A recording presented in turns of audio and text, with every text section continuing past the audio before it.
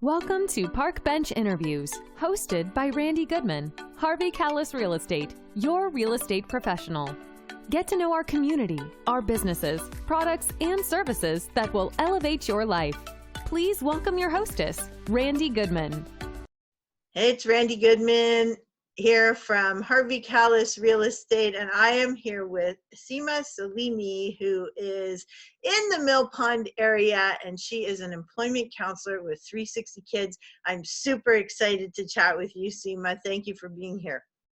Thank you for having me, Randy. I appreciate it. It's good to see you too. So this is pretty awesome because I've known you for many years. You're such an amazing person. You have so many talents in business, in the community. And I want to touch on what you're doing with 360, but I also want to touch on what you do in the community. But can you first tell us what led you to start working with 360 Kids? Interestingly enough, it was actually my involvement in the community that started it through, I had met a few individuals in the community, younger youth that were, whether they were facing homelessness or there was a food insecurity, unfortunately, and this was way before we had all these issues with COVID, over about a year and a half ago. And I really had to dig deep, within the community to find out where I could help these youth gain the next steps to more independence, whether it be through housing or through social assistance. Mm-hmm. That's what led me to 360. And through working initially, doing some hours with 360, getting to know them, getting to see what they offer, I ended up wanting to really join them on a professional level. Having a social work background, that really was a grand interest to me. And going in with that initial step into the community, like I said, just trying to get information and then moving it on a professional level really brought it to all that I wanted to do within my own community. I'm lucky that it's literally 5 minutes from my house. Yeah. In traffic, it takes me 6 minutes to get to work. Woo, ideal. But the fact that it was serving youth in my community, in my backyard, was what really drew me to it.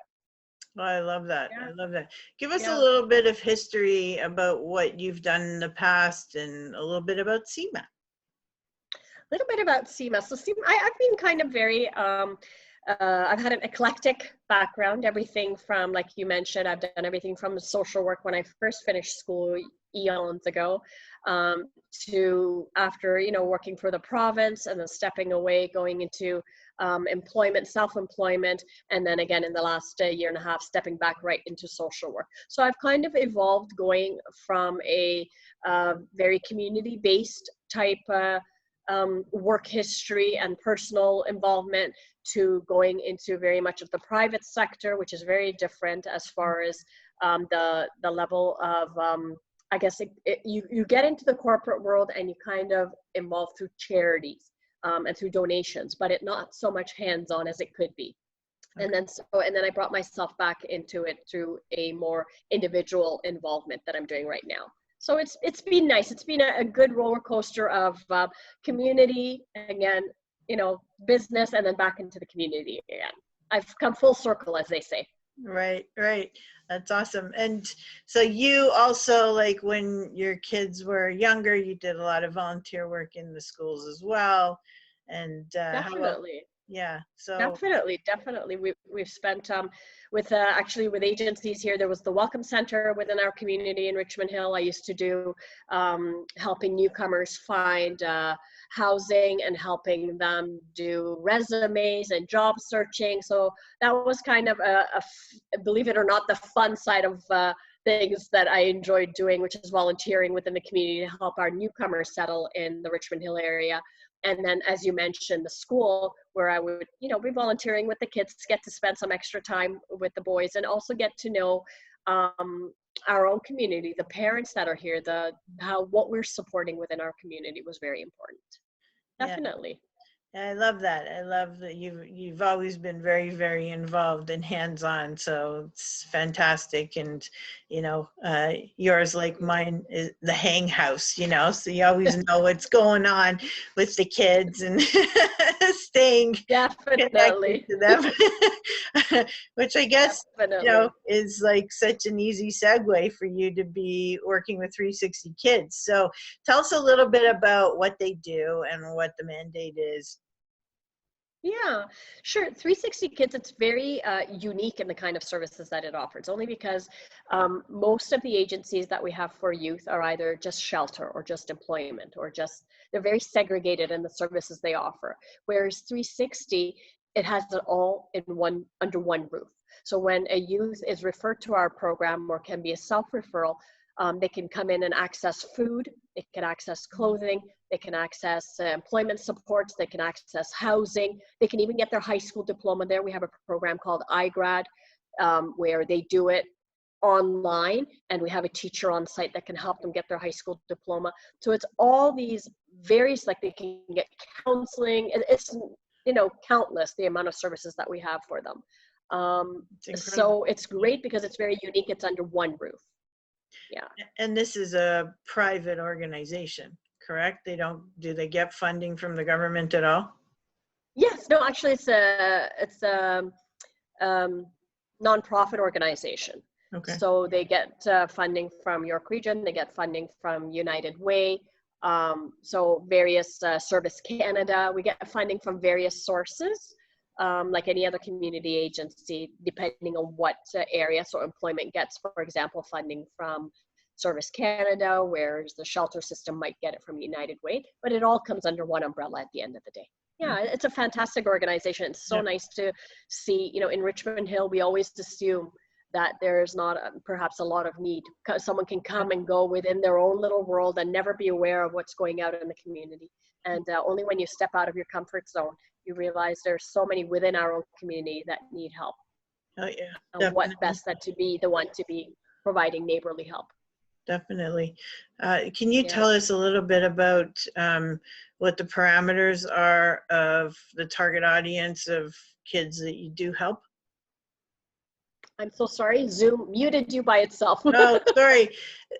What the parameters a little bit are? about the parameters about the target audience. So like their age, where they live, like anything about these kids, like who would qualify basically and be accepted. Sure. We provide services to youth from the age of 13 to 27. And the employment services go right up to 29. So we have workshops. They can be either referred through the school system. They can be self-referred. So they can walk into 360 Kids, which is right at Yonge between Major Mackenzie and Elgin Mills. So Yonge and Levendale. That's where it's located. So they can be self-referred, they can come through the school system, they can come through another social service agency. And again, the age range is huge, between 13 to 29, but we have very direct, specific services for each age group. Wow. So most of the youth in our community, interestingly enough, access the food service and the employment service. Wow. And I know you have beds there, like the kids can actually have a place to stay for a short period of time. And so how do they, I mean, there's got to be, I don't know how many kids, who are in need of those services. How do they, and maybe you don't know the answer, but because you're not in that specific area, but is there a way that they determine whether one child should get the service versus another? Well, as far as the shelter services, so for example, you were talking about the beds. As far as the shelter services go, it's first comes, first served, first basis. So as you come in, you put your name on a waiting list. There's 14 beds available for emergency shelters, and those youth are able to stay there for 4 months. Wow. And during those 4 months, they're expected to, follow the rules. There's curfew, no substance abuse, no fights, no violence, things like that. So as long as they are adhering to those rules, there's 4 months they're able to stay there, get the services, and get the support they need to go on to more stable housing. But unfortunately, we have incidents where there's a big rotation for whatever reasons. A lot of the youth move away, and then we have open beds and a new series of youth come in. So really it's determined based on availability, proper age, and if we don't have space for them, then we refer them to other shelters in the community. But we definitely always try to find a space for them. They're not turned away. Right. No, I think it's an amazing organization, that really provides. I know one of my kids used to volunteer in the kitchen there, loved volunteering there. And, Fantastic. it's just amazing to be able to help the kids because, Yeah. you're right. You could drive through and not have a clue what's going on. And I guess that could be said for any neighborhood where we really don't know what's happening, and we live in the neighborhood and not know right, Exactly. what's happening and how much need there is until people like you are actually working there and Mm, saying, wow, it's yeah. hard to believe. So do the people who, or the youth who go for services at 360 Kids, do they have to live in the area? Like, what's the parameter?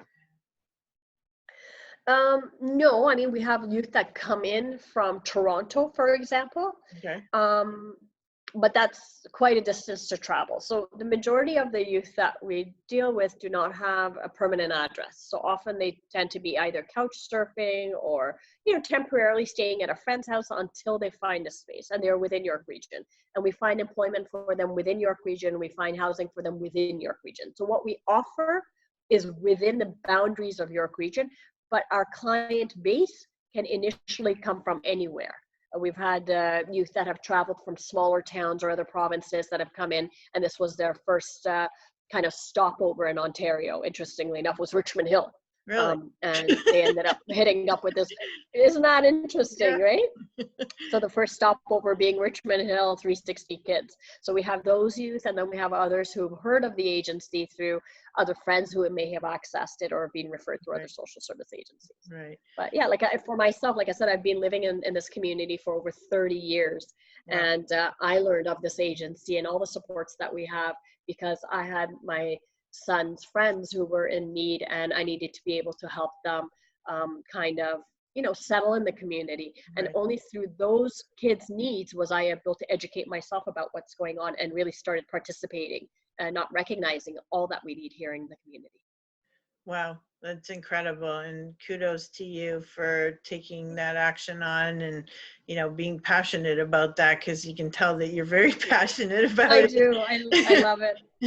I love it that it's within our community. I love it that, York Region, Richmond Hill, Mill Pond area. I mean, it can't be any more home than it is. So it's wonderful. You get to live, work, breathe, do everything in That's the right. area. It's awesome. So tell us a little bit about the community. Like, how do you enjoy Mill Pond? I mean, you said you've been here 30 years, so Yes. clearly there's got to be lots to say. There's got to be lots to say. How do I, just first of all, watching it go through the growth that it has done. I mean, Richmond Hill in general, again, even Mill Pond area, you see so many new homes going up, the old ones being knocked down, new ones going up, really changing in demographic, really changing in the way it shows itself, presents itself. It's been amazing.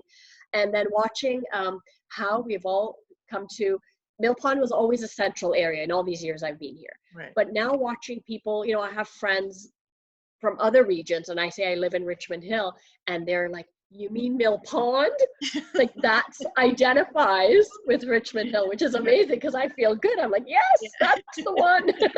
So it's wonderful to see just our small little niche in Richmond Hill has created a reputation for itself. Right. A reputation of community, a reputation of family, a reputation of growth, and that's what I've seen, and I love it. It's gone from good to better. Okay, awesome. I love that, and I love hearing your perspective on it. Thank you. Are there any comments, tips, anything you want to share with the audience before we log off? Before we log off, well, I thank you, first of all, for allowing me this opportunity to talk about something that I'm obviously very excited about, my neighborhood, my job right within the neighborhood, which is wonderful. I appreciate that. And that you're, using this forum, using this platform again to bring information and bring people together and getting to know each other. I think kudos to you, as you say, for doing that. As usual, providing that bond within an already tight-knit community, you're yet putting in another stitch, which is amazing. So thank you. Thank you, honey. Yeah, Thank you. I you're appreciate very it. welcome. I appreciate you being on here with me and sharing. And yeah, I look forward to knowing more about the transitions that happen and updates and whatnot. So thank you, sweetheart, for You're very sharing welcome. with us today. Thank you. And You have a good day. you too. Thank you for listening to this interview hosted by Randy Goodman. We hope you will take action and connect with the incredible business people and leaders in our community. And remember, Randy is always here to answer any questions you have regarding your real estate needs. Be sure to register on the website and stay up to date on what's happening in your area at parkbench.com/millpond.